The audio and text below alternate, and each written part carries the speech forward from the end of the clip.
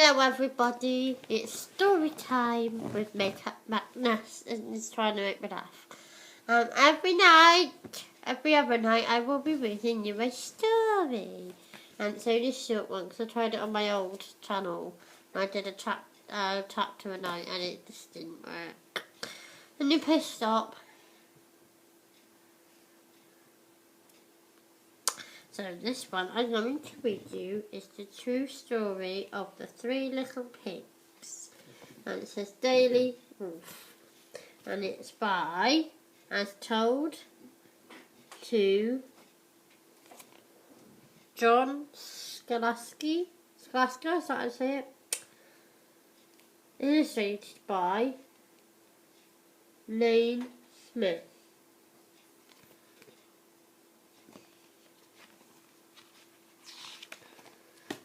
Now I'm going to read you this bit, which is about the book. Right. You may think you know the story of the three little pigs and the big bad wolf, but only one person knows the real story, and that person is a wolf. And his tale starts with a birthday cake for his dear old grandma, or granny, a bad head cold and a bad reputation. The rest, as I say, is history, but now it's time to find out what really happened in the hilarious invention retelling of the popular story. Funniest book of the year, the Publisher Weekly says. The words are beautifully put together, the pictures highly selective and very dramatic, says Junior Bookshelf. And children of an age to understanding only will respond to its wit and intrigue, says Susan Hill from Sunday Times, and makes a mincemeat of an original version and much funnier from She. And it says the true story of the three little pigs by A. Wolf. So it says, what I'll do is I'll read you it and then I'll turn the page around and show you, okay? So it says, everybody knows the story of the three little pigs, or at least they think they do, but I'll let you into a little secret. Nobody knows the real story because nobody has ever heard my side of the story. And there's like a chimney and a stick. I'm the wolf. Alexander T. Wolf. You can call me Al. I don't know how the whole big bad wolf thing got started, but it's all wrong. Maybe it's because of our diet. It's not our fault wolves eat cute little animals like bunnies, sheep and pigs. That's just the way we are. If cheeseburgers were cute, folks would probably think you were big and bad too. So there's the wolf, and there's a hamburger, bunny's ears and mice tails coming out of it. But, like I'm saying, the whole big bad wolf thing is wrong. The real story is about a sneeze and a cup of sugar. So there's a cup of sugar and a nose, I think that's meant to be. Sneeze and sugar. So it says, this is the real story. And there's two little birds, or two little ears, and that is at the bottom. Way back in once upon a time, I was making a birthday cake for my dear old granny. I had a terrible sneeze and I ran out of sugar. So there's the wolf, look, making his cake with some rabbit ears in it. It's a bit worrying. So I went next door to ask if I could borrow a cup of sugar. Now, the guy next door, it was a pig, and it wasn't too bright either. He had built a whole house out of straw. Can you believe it? I mean, who in their right mind would build a house of straw? So there he is. Hardly next door, because he's here, and the house he's going to is over. It's hardly next door. But here we go. course, the minute I knocked on the door, it fell right in. I didn't want to just walk into somebody else's house, so I called, little pig, are you in? No answer. I was just about to go home without a cup of sugar for my dear old granny's birthday cake, that when my nose started to itch, I felt a sneeze coming on. Well, I huffed and I snuffed. So there he is. He knocked on the door and the door fell in, and then he's doing a great big sneeze. And I sneezed a great sneeze. So the wolf started saying that he didn't blow the house down on purpose. He sneezed. And you know what? The whole darn straw house fell in, and I was right in the middle of the pile of straw was the first little pig, dead as a doornail. He had been home the whole time. It seemed a shame to leave the perfect good ham dinner lying there in the straw, so I ate it up. Think of it as one big cheeseburger lying there. So there he is, as a dead pig. Because the wolf's just... Now he is deciding whether to eat him. I was feeling a little better, but I still didn't have a cup of sugar, so I went next door.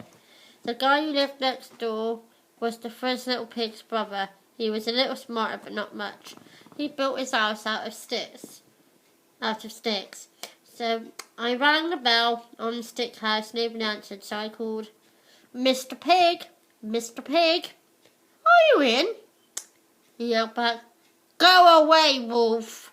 You can't come in. I'm shaving the hairs on my tinny chin. So there he is, his house of straw, and there's the piggy shaving his beard, and there's the wolf in the window. I had just grabbed the doorknob when I felt another sneeze coming on. I huffed and I snuffed and I tried to cover my mouth, but I sneezed a great sneeze. And you're not going to believe it, but that guy's house fell in just like his brother's. When the dust had cleared, there was the second little pig, dead as a doornail. Wolf's honour. So he sneezed again, the wolf sneezed, the house fell in, and the pig died.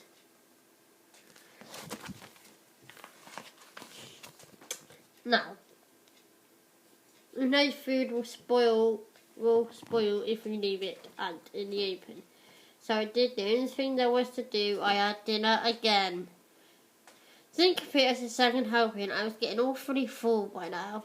But my cold was feeling a little better, and I still didn't have the cup of sugar for my dear old granny's birthday cake. So I went next door. This guy was the first and second little pig's brother. He must have had the brains of the family, because he built the house of bricks. I knocked on the door of the brick house. No answer. I called, Mr. Pig, are you in? And do you know what the rude little porker answered? Get out, wolf. Don't bother me again. So, that's sausages. And there he is knocking on the brick house door. Talk about impolite. He probably had a whole sack full of sugar.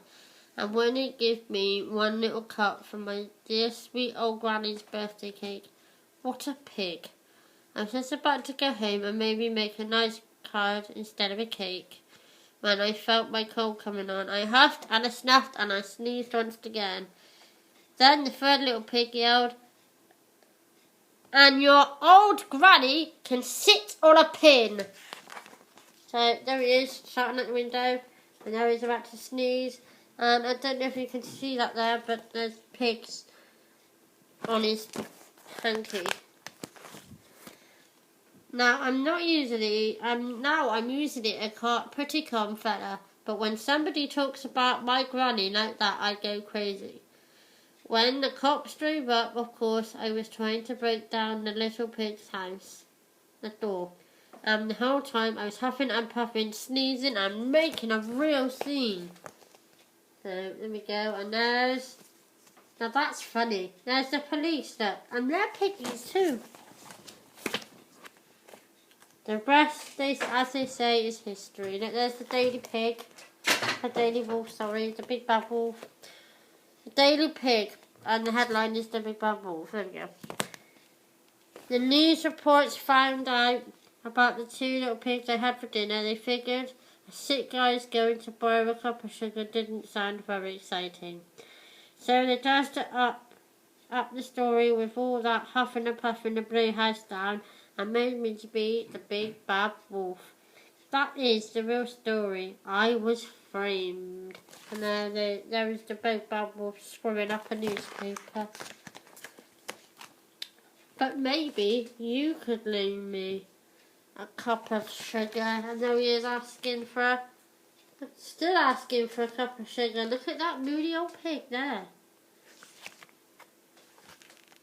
And then on the back, it's like chip wrapper paper, and it's got the scenes of the crime. And then you've got A, B, C, so straw, sticks, and bricks.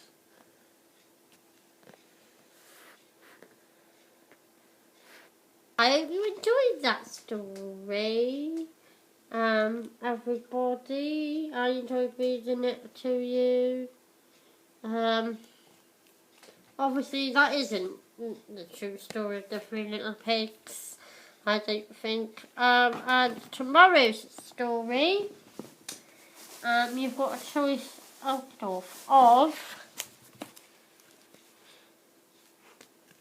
Sports Day by Nick Butterworth and Mick Inkpen, or Gorilla by Anthony Brownie. So comment down below. If not, I will end up choosing one,